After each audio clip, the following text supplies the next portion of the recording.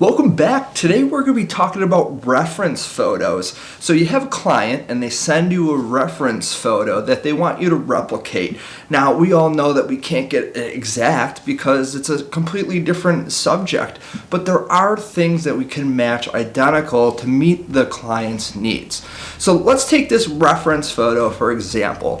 So this is not taken by me. This is a famous actor, and it was an image off of Google that the client sent me for representation of the style and the look that they wanted to reproduce. So there's some key points that we could take away from this reference photo. First, we're going to decide if it's high key lighting or low key lighting. And to know this is there shadows, is there contrast? If there's shadows and contrast, it's low key lighting. If all the shadows are removed and everything is bright and clean, then it would be high key lighting. So that's the first step. The second step is what kind of low key lighting are we looking at? Is it Rembrandt lighting? Is it split lighting? Is it loop lighting? Is it, and there's a handful of different lighting styles. So in this particular example, it's a loop lighting. So loop lighting is created with a key light about 45 degrees, a little bit above the subject's head to create dark contrast on the opposite side of the lighting.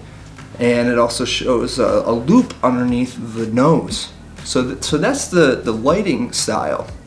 And then another aspect to look in your reference photo is the light coming from the left? Is the light coming from the right?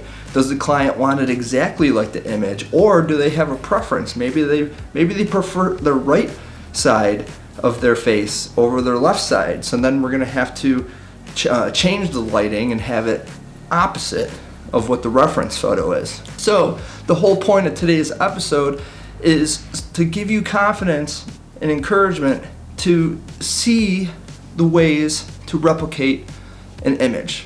So again, we're going to go back and it's either going to be high key lighting or low key lighting. We're going to look at what lighting style it is and reference the lighting setup. Another thing is framing.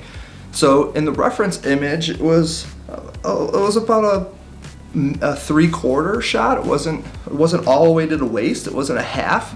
So it was about a good 3/4 headshot. So the framing, we take away from that.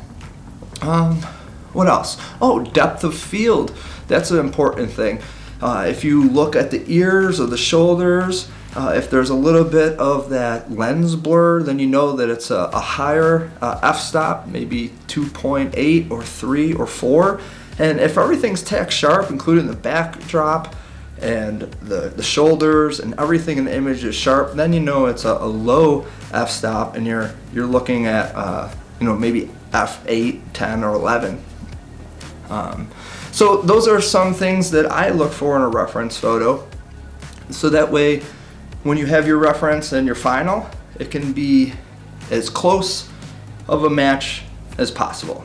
So hopefully today's episode is a help, and you can take away these tips into your own representation or your replication of reference images that come your way. Until next time, take care.